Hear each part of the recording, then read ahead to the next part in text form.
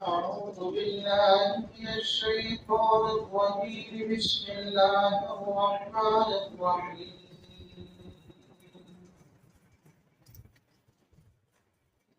ولولا فضل الله عليك ورحمته لهمت طائفة منهم أن يضلوك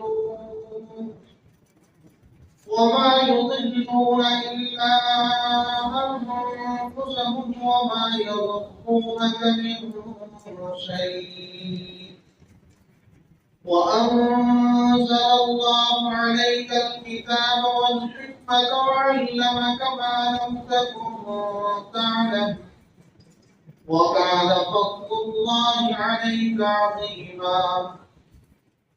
لا خير في كثير من نجواهم إلا من أمر بصدقة أو معروف أو إصلاح بين الناس ومن يفعل ذلك ابتغاء مرضات الله فسوف نؤتيه أجرا عظيما. ومن يشاقق الرسول من بعد ما تبين له الهدى ويتبع غير سبيل المؤمنين نوله ما تولى ونصله جهنم وساءت مصيرا.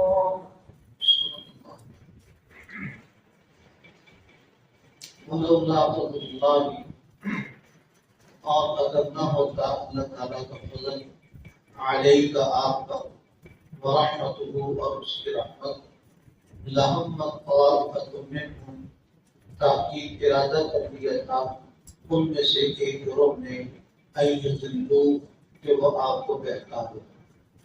وما یضلون اور وہ نہیں بہکا سکتے الا انفسہم مگر اپنے آپ کو.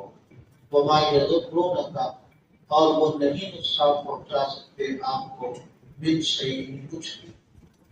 وانزل اللہ علیک الکتاب اور اتاری اللہ تعالیٰ نے آپ پر کتاب والحکمت اور حدیث مبارکہ وعلمک اور سکھایا آپ کو ما وہ چیز لم تکن تعلم جو آپ نہیں جانتے.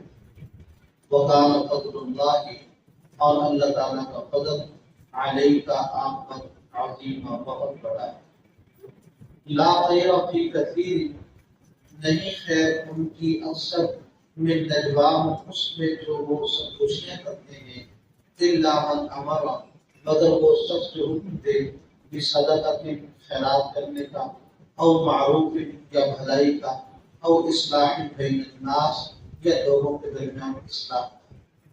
ومن یفعل ذلک اور جو شخص یہ کام کرے گا ابتغاء مرضات اللہ کی تلاش کرتے ہوئے اللہ تعالیٰ کی رضا کو فسوف نؤتیہ بس ہم دیں گے اسے اجرا عظیما بڑا اجر.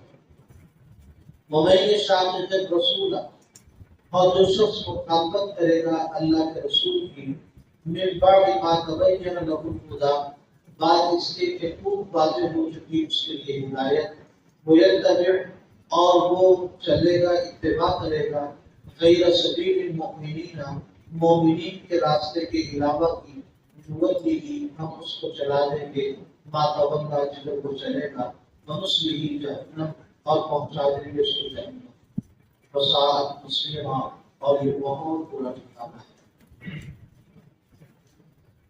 گزشتہ رکوع میں یہ بات چل رہی تھی کہ مدینہ طیبہ کا ایک خاندان طعمہ بن عبیرہ اس کے ایک آدمی بشیر جس کا نام تھا منافق تھا. اس نے حضرت رفاعہ رضی اللہ تعالیٰ عنہ کے گھر میں چوری کر لی اور وہاں سے میدہ آٹے کی بوری اٹھائی اور ساتھ میں کچھ ہتھیار وغیرہ لے کر اس نے لبید نامی یہودی کے گھر میں لے جا کر وہاں بطور امانت رکھوا دی.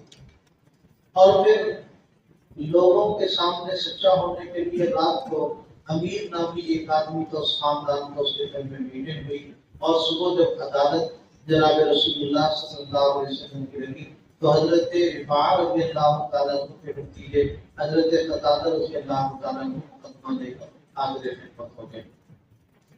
اور ادھر سے یہ خاندان سامنے آیا ہوا تھا بشیر کی حمایت میں. حضور اکرم صلی اللہ علیہ وسلم نے حضرت قتادہ سے پوچھا کس کے شان میں کا بشیر ہے؟ بشیر کا نام دیا تو سارے توبہ استغفار پڑھنے لگے، کہنے لگے ہمارے خاندان کا بہت نیک آدمی اس کو چوری کا الزام لگا دیا۔ اب پھر کہنے لگے کہ جی انہیں کہو گواہ پیش کریں، اس لیے کہ شریعت مطہرہ کا اصول ہے البینۃ علی المدعی والیمین علی من انکر، کہ جو دعویٰ کرے گا وہ گواہ پیش کرے گا، اور اگر گواہ نہ پیش کر سکا تو منکر قسم کھا لے گا۔ انہوں نے مشورہ کر رکھا تھا کہ ہم جھوٹی قسم کھانے کی خاندان کی عزت دیتے ہیں، اس لیے آیات انہی کے بارے میں نازل ہوئی، اور یہ آیات بھی اسی کا تسلسل ہے۔ اللہ تعالیٰ فرما رہے ہیں ولولا فضل اللہ علیہ ورحمتہ، کہ نبی اگر آپ پہ اللہ تعالیٰ کا فضل اور اس کی رحمت نہ ہوتی لہمت طائفۃ منہم، ان میں سے ایک گروہ نے یہ پکا ارادہ کر رکھا تھا کہ وہ آپ کو بہکا دیں گے۔ ظاہر ہے انہوں نے غلط فیصلہ کرنے کے لیے پوری پلاننگ کر رکھی تھی کہ ہمیں فیصلہ اپنے حق میں لینا، لیکن انہیں اتنا نہیں پتا تھا کہ دھوکہ اس شخصیت کو دینے کے لیے آئے ہیں جو صاحب وحی ہے، جس کا رابطہ مسلسل علام الغیوب کے ساتھ ہے، جو ہر خیر کی خبر جاننے والا۔ اگر یہ اپنے اصول لے کر اور جھوٹی قسم کھا کر اپنے بندے کو سچا ثابت کرنا چاہیں گے، آسمان کا زمین سے رابطہ ہوگا اور وہی اترے گی جو سارا پانی کا پانی اتر کر دور رہتے ہیں۔ جب وہی اتری تو یہ آدمی اسلام سے مرتد ہوا اور یہ کہتا ہوا مدینہ طیبہ سے بھاگ گیا کہ مجھے ایسے اسلام کی ضرورت نہیں ہے جس میں کسی آدمی کی عزت محفوظ ہو۔ چوریاں کرنی اور عزتوں کا ڈر یہ ہے کہ عزت محفوظ رہنی چاہیے۔ دوبارہ مکہ معظمہ میں جا کے پھر روٹی کھانے کے لیے کسی کے گھر کا نقب لگا رہا تھا، دیوار اس کے اوپر گری گئی اور نہیں مر گیا۔ تو فرمایا نبی آپ کو یہ لوگ راہ حق سے یعنی صحیح فیصلے سے بہکانا چاہتے تھے، وما یضلون نہیں بہکا سکتے الا انفسهم، مگر اپنا نقصان کریں گے اپنے آپ کو بہکانے کے، وما یضرونک من شیء، آپ کا کچھ بھی نقصان نہیں کر سکیں گے۔ کیوں؟ اس لیے وانزل اللہ علیک الکتاب والحکمۃ، اللہ تعالیٰ آپ پر کتاب اتاری اس میں اور حدیث مبارکہ بھی اتاری۔ دیکھیے حدیث مبارکہ بھی انسان زندہ ہوتی ہے، حضور اکرم صلی اللہ علیہ وسلم اپنی مرضی سے کوئی بھی جملہ ارشاد نہیں فرماتے۔ قرآن کریم میں ہے ما ينطق عن الهوى، اپنی مرضی سے نہیں بولتے، ان هو الا وحی یوحی، مگر کہ جو کی طرف وحی کی جاتی ہے پھر وہ بولتے ہیں۔ اب قرآن کریم بھی وحی ہے، حدیث مبارکہ بھی وحی ہے، صرف فرق یہ ہے کہ قرآن کریم کے معنی مفاہیم بھی اللہ تعالیٰ کی طرف سے ہوتے ہیں، اس کے الفاظ بھی اللہ تعالیٰ کی طرف سے ہوتے ہیں، اور جو حدیث مبارکہ ہوتی ہے اس میں مضمون اللہ تعالیٰ کی طرف سے بھیجا جاتا ہے اور الفاظ حضور اکرم صلی اللہ علیہ وسلم کے ساتھ ہوتے ہیں۔ اس لیے قرآن کریم کو وحی مطلوب کہتے ہیں، یعنی ایسی وحی جس کی تلاوت کی جاتی ہے نماز میں، اور حدیث مبارکہ کو وحی مطلوب کہا جاتا ہے کہ ایسی وحی جس کی نماز میں تلاوت نہیں کی جاتی۔ اور اس پر یہ بھی بات یاد رہے فرمایا وعلمک ما لم تکن تعلم، اے نبی ہم نے آپ کو وہ سکھایا جو آپ نہیں جانتے تھے، یعنی وحی اتاری وحی جلی بھی ہے وحی خفی بھی ہے، جسے قرآن کہتے ہیں دوسرے کو حدیث ہے۔ آج ایک طبقہ ہے جنہوں نے ایک وحی کو قبول کر لیا اور دوسری وحی کا انکار کیا، اور ان کا نعرہ بڑا کوشش ہوتا ہے جب بھی ان کے پروگرام کا اشتہار کرتے تو اوپر لکھا ہوتا ہے حسبنا کتاب اللہ، کہ ہمیں اللہ کا قرآن کافی ہے۔ دیکھنے میں بڑا اچھا جملہ ہے، لیکن اس کا مطلب یہ ہوتا ہے کہ قرآن کافی ہے، حدیث کی ہمیں ضرورت نہیں ہے۔ اگر حدیث مبارکہ کو نکال دیا جائے قرآن کریم سے ثابت ہونے والے اصول کا کوئی بندے کے پلے نہیں پڑے گا کہ کرنا یہ ہے۔ قرآن کریم نے کہا آپ یہ مسئلہ نماز قائم کرو۔ اب نماز میں کتنی نمازیں ہیں، کون سی نماز کا وقت کب شروع ہو رہا ہے کب ختم ہو رہا ہے، اور کس نماز کی کتنی رکعت فرض ہے، قرآن کریم میں کچھ بھی نہیں ہے۔ توحید الصلاۃ پر عمل نہیں ہو سکتا جب تک حدیث مبارکہ کا سہارا نہیں ہے۔ قرآن کریم نے کہا آتوا الزکوٰۃ، اب زکوٰۃ کتنی دینی ہے، پیسوں سے کتنی، سونے سے کتنی، چاندی کا نصاب کیا ہے، سونے کا کیا ہے، اونٹوں کا نصاب الگ ہے شریعت میں، گائے بیل بھینس کا نصاب الگ ہے، بکری بھیڑ کا نصاب الگ ہے۔ कुरान करीम में तो कुछ नहीं है, अहादीस मुबारका में। और फिर किन लोगों को देनी है, चलो ये कुरान करीम में है, लेकिन कितना हिस्सा देना है और सालाना देनी है, माहवार देनी है, कुरान करीम में कुछ नहीं है। हज के लिए फरमाया बल्यत तवफ़ु बिल बैतिल अतीक, कि हाजी उस पुराने घर का हमारे का तवाफ करें, लेकिन तवाफ कितने चक्कर होंगे, कुरान करीम में तो कहीं भी नहीं है। तो अब देखिए जो लोग मुबतदीन हदीस हुए उनका इकरार ये है, वो कहते हैं अहादीस की वजह से ना इख्तिलाफ पैदा होता है कि तबक़ात लड़ रहे हैं, कोई कहता है कि रफ़ा यदैन करनी चाहिए, कोई कहता है रफ़ा यदैन नहीं करनी चाहिए, ये इख्तिलाफ पैदा हो गया।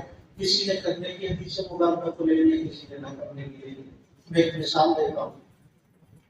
देखिए रफ़ा यदैन के मसले में एक तबके का नजरिया ये है कि करना मुस्तहब है, एक तबके का नजरिया है ना करना मुस्तहब है।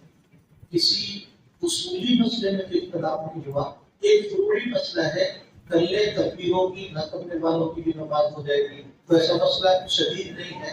लेकिन जिन लोगों ने हदीस मुबारका का इनकार किया और वो इख्तिलाफ से बचने के लिए इनकार करते गए, इतने बड़े इख्तिलाफ का शिकार हुए। उनमें से एक ग्रोह कहता है कि नमाज शरीयत में 2 है, दूसरा ग्रोह कहता है नमाज 3 है, एक ग्रोह उनका है वो कहता है कि नमाज 5 है, एक ग्रोह उनका वो कहता है कि नमाज 6 है।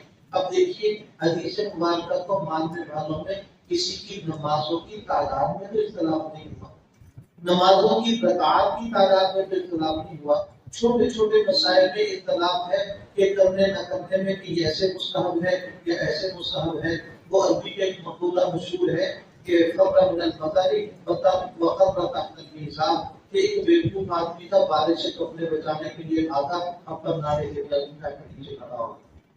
अब ये इख्तिलाफ थोड़ी इख्तिलाफ से बचे, उसूल में जाके इख्तिलाफ खड़े हो गए। और फिर इनकी नमाज में कोई कह रहा है कि हर रकत में 2 सिजदे होते हैं और कोई कह रहा है कि हर रकत में 1 सिजदा होता है। इन्होंने नमाज का हुलिया बिगाड़ के रख दिया, नमाज की तादाद पर बिगाड़ के रख दी, नमाज की रकतें खराब करके रख दी। तो अब देखिए कितना बड़ा इख्तिलाफ का शिकार हो गए। अगर हदीस मुबारका की छतरी के साए में आ जाते, थोड़ा थोड़ा इख्तिलाफ तो हर कौम में होता है, लेकिन कम अज कम बड़े मसाइल में जिन्हें उसूली मसाइल कहते हैं उसमें तो इख्तिलाफ ना होता। उसूली मसाइल में किसी मुसलमान का आपस में इख्तिलाफ नहीं।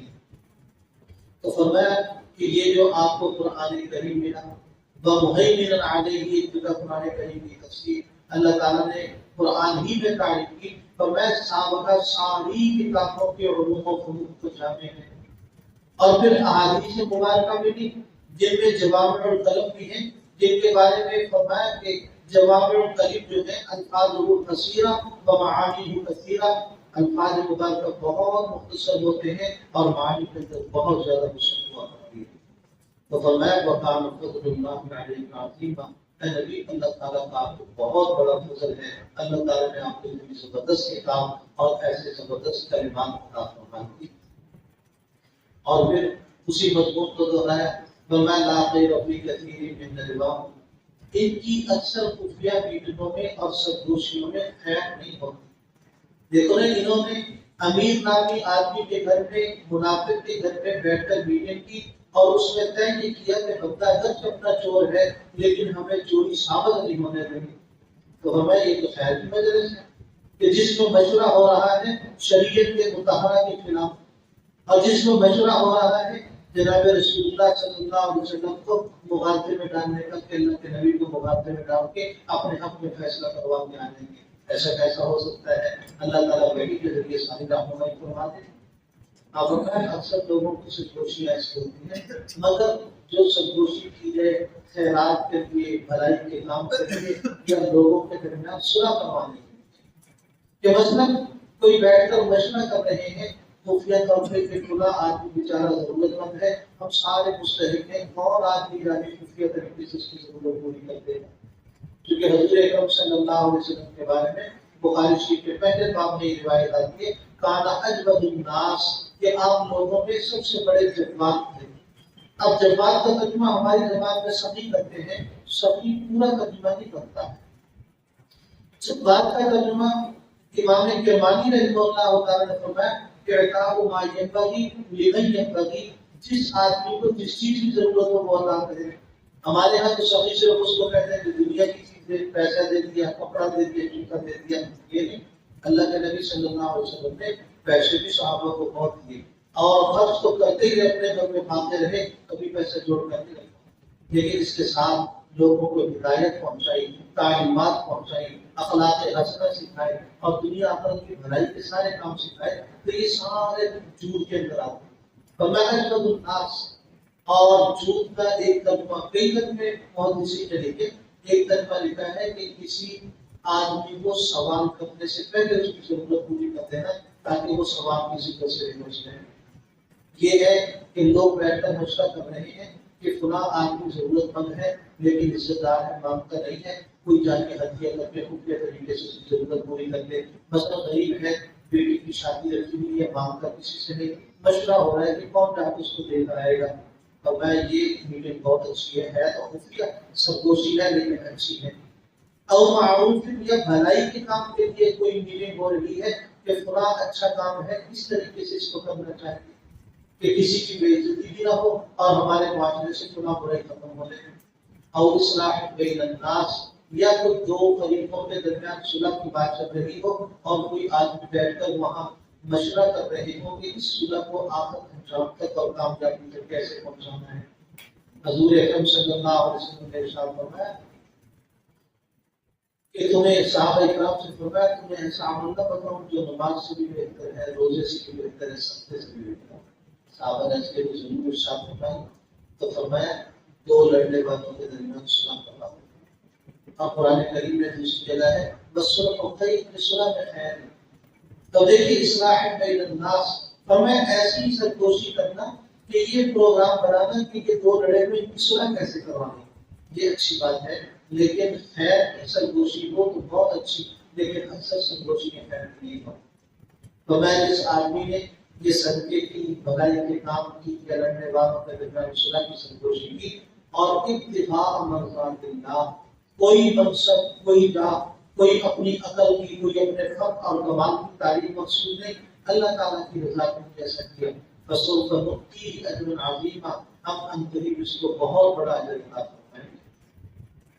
اور آگے فرمایا وَمَن یُشَاقِقِ الرَّسُولَ، جس آدمی نے اللہ کے رسول کی مخالفت کی، بعد اس کے کہ ہدایت اس کے سامنے بالکل واضح آشکارا ہو چکی، وَيَتَّبِعْ غَيْرَ سَبِيلِ الْمُؤْمِنِينَ، اور مومنین کے طریقے کو چھوڑ کر کسی اور طریقے پر چل پڑا، نُوَلِّهِ، ہم اسے چلا دیں گے، مَا تَوَلَّىٰ، جدھر وہ چلے گا، ہم اسے نہیں روکیں گے، زبردستی نہیں روکیں گے۔ اللہ تعالیٰ کا اصول ہے، فرمایا کہ نبی لوگوں سے کہہ دیجیے الحق من ربک، یہ حق بڑا آپ کے رب کی طرف سے آیا ہے۔ فمن شاء فلیؤمن ومن شاء فلیکفر، جس کا بھی چاہے اس پر ایمان لے، جس کا بھی چاہے اس پر کفر کر لے، انکار کر دے۔ اللہ تعالیٰ زبردستی ہدایت نہیں دیتے، ہمیں جہاں چلے سیدھی راہ پر چلے تو اپنی چلا دیں گے، زبردستی نہیں کریں گے، اور اگر بری راہ پر چلے تو ہم زبردستی روکیں گے، چلا دیں گے، لیکن جہنم میں پہنچا دیں گے، غلط راستے پر چلنے والے۔ امام اس آیت مبارکہ سے ایک مسئلہ ثابت ہوا کہ اجماع امت کا اجماع حجت شرعیہ ہے۔ امام شافعی رحمہ اللہ تعالیٰ سے کسی نے پوچھا، اس نے کہا کہ اجماع کے حجت ہونے کی دلیل کیا ہے؟ ارشاد فرمایا، ابھی کوئی جواب نہیں دیا، 3 دن پورا قرآن کریم پڑھتے رہے کہ قرآن کریم سے تلاش کی جائے، ایک دفعہ سب سے بڑا پوچھ کر تیسرے دن پڑھ کے فرمانے لگے کہ اس آیت کو جا کر رک کے فرمانے لگے یہ اجماع امت کے حجت ہونے کی دلیل ہے۔ اجماع کس کو کہتے ہیں؟ صحابہ اکرام، تابعین یا تبع تابعین، یہاں تک، کیونکہ انہیں کہتے ہیں قرون ثلاثہ مشہود رہا بالخیر، 3 زمانے جن کے خیر پر ہونے کی اللہ کے نبی صلی اللہ علیہ وسلم نے ضمانت ارشاد فرمائی ہے۔ فرمایا خیر امتی، اب جمعے کے خطبے میں ہم پڑھتے ہیں خیر امتی قبلی، بہترین امت میرے زمانے کی، ثم الذین یلونہم، جو ان کے ساتھ ہوئے ہوں گے، ثم الذین یلونہم، جو ان کے ساتھ ہوئے ہوں گے۔ اس کی میں ایک مثال دے دیتا ہوں۔ شریعت مطہرہ میں شراب پینے والے کو 80 گولے مارے جاتے ہیں، نہ یہ مسئلہ قرآن کریم میں ہے نہ حدیث مبارکہ میں، حضور اکرم صلی اللہ علیہ وسلم کے فرامین میں یہ مسئلہ ہے۔ حضور اکرم صلی اللہ علیہ وسلم کے زمانے میں اگر کسی سے غلطی ہوتی تو اللہ کے نبی فرماتے صحابہ سے کہ اس کو پٹائی کریں، اب کوئی جوتے کے ساتھ، کوئی وہ کپڑے کا کوڑا بنا لیتا ٹائٹ کر کے تو اس کے ساتھ مارتے، پھر تھوڑی دیر کے بعد فرماتے اس کو شرم دلاؤ، پھر لوگ اسے شرم دلاتے کہ شرم کرو ایسا نہیں کرتے، پھر اس کے بعد معاملہ ختم ہوتا۔ حضرت ابوبکر صدیق رضی اللہ تعالیٰ کے زمانے میں بھی ایسے تھے، حضرت عمر رضی اللہ تعالیٰ عنہ کا مبارک زمانہ ہے تو انہوں نے بہت سارے ایسے مسائل جن میں آدمی کی اپنی رائے پر فیصلہ ہونا تھا، حضرت نے صحابہ کو بٹھا دیا۔ تو میں دیکھو آج آپ لوگ ایسے ہیں جنہوں نے وحی کے مزاج کو دیکھا، جناب رسول اللہ صلی اللہ علیہ وسلم کے مزاج کو، شریعت کو کرتے ہوئے دیکھا۔ آپ فیصلہ کر لو کہ شراب پینے والے کو کتنا مارنا چاہیے، اس لیے کہ آنے والے لوگ اس ماحول سے واقف نہیں۔ اب دیکھیے نا آج کا زمانہ ہوتا جس سے نہ بنی ہوتی اس کی تو بار بار کے ہم چبری بھارتی دے رہے ہیں، اور جس کے ساتھ بنیوں کی تھوڑی بہت ملائی کرتے ہیں چلو ٹھیک ہے ہدایت آ جائے۔ تو اب وہاں صحابہ اکرام سے جوڑ کر بیٹھے اس کی بات کتنی ہونی چاہیے تاکہ آنے والی امت کو آسانی ہو جائے۔ تو مختلف آراء شروع ہوئی تو حضرت علی رضی اللہ تعالیٰ عنہ نے اپنی رائے پیش کی۔ مشکات کی جلد ثانی میں یہ حدیث مبارکہ موجود ہے، چونکہ علامہ ابن حجر اسقلانی رحمۃ اللہ نے دیکھا حدیث اس کو کہتے ہیں تو میں حضور اکرم صلی اللہ علیہ وسلم صحابہ اور تابعین کے قول فعل کو حدیث کہتے ہیں، یا قول فعل کو کہنے کی حدیث کہتے ہیں۔ اب اس میں چونکہ قول تو صحابی کا ہے، خلیفہ راشد کا ہے، خلیفہ راشد کے پاس اتھارٹی ہوتی ہے حدیث مبارکہ کی تشریح کی، چونکہ حضور صلی اللہ علیہ وسلم نے فرمایا تھا علیکم بسنتی و سنت الخلفاء الراشدین، میری سنت پر بھی عمل کرنا ہے، میرے خلفاء راشدین کی سنت پر بھی عمل کرنا ہے۔ حضرت علی رضی اللہ تعالیٰ عنہ نے اجتہاد کیا، وہ کہہ کے فرمانے لگے کہ دیکھو جب شرابی شراب پیتا ہے نا تو الزام تراشی کرتا ہے۔ شراب پی کے آپ نے دیکھا ہوگا لوگ جب وہ چڑھ جاتی ہے نا باہر سڑک پر آ جاتے ہیں، پھر گالیاں دیتے ہیں، اور گالیاں بھی بہت غلیظ قسم کی، قرآن کی ماں سے ایسا کیا، قرآن کی بہن سے ایسا کیا، اور کیا تو کچھ بھی نہیں ہوتا لیکن وہ کیا سارا کچھ رہا ہوتا ہے۔ فرمایا کہ جب کوئی آدمی کسی عفیفہ پاک دامن خاتون پر زنا کی تہمت لگائے تو اسے 80 کوڑے مارنے کا شریعت نے دیا ہے۔ شرابی جب شراب پی کے گالیاں دیتا ہے کہ لوگوں کی ماؤں بہنوں پر زنا کی تہمتیں لگاتا ہے، تو اس کو 80 کوڑے مارنے چاہیے۔ سارے صحابہ نے وہاں بیٹھ کر اس مسئلے پر اجماع کیا، اور اس امت کی یہ خصوصیت ہے کہ اللہ نے اس کے اجماع کو بھی شریعت عطا کر دیا۔ تو فرمایا جہاں ساری امت کے اتحاد ہو گیا نا تو امت کے جو حکمران نہیں ہے، امت کا کوئی بھی طبقہ صحابہ اکرام تابعین تبع تابعین بس، چونکہ یہ تین زبانوں کی حضور صلی اللہ علیہ وسلم نے کرم کی اور زبانت ارشاد فرمائی تھی۔ تو فرمایا جو ان کے راستے کے اجماع ہونے کے بعد پھر اپنی رائے قائم کرے تو ولی ما تولى، جدھر چلے گا چلا، منصلی جہنم، دوزخ میں ڈالنے کے، وساعت مصیرہ، اور بہت برا ٹھکانہ جہاں یہ پہنچے۔ اللہ سے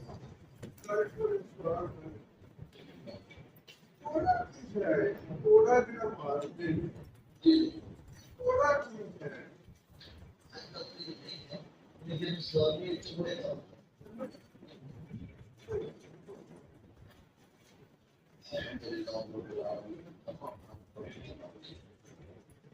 اللهم صل على سيدنا ومولانا وعلى آل سيدنا ومولانا محمد وسلم. ربنا آتنا في الدنيا حسنة وفي الآخرة حسنة وقنا عذاب النار. ربنا لا تزغ قلوبنا بعد إذ هديتنا وهب لنا من لدنك رحمة إنك أنت الوهاب. واعف عنا واغفر لنا وارحمنا أنت مولانا فانصرنا على القوم الكافرين. اللهم أدخلنا الجنة بغير حساب. اللهم أجرنا من النار. اللهم وفقنا لما تحب وترضى. اللهم إنك عفو كريم تحب العفو فاعف عنا. اللهم إنا ندعوك في نحورهم ونعوذ بك من شرورهم. اللهم اقض حاجاتنا. اللهم اشف مرضانا. اللهم اغفر لموتانا. صلى الله تعالى على محمد وآله وأصحابه أجمعين.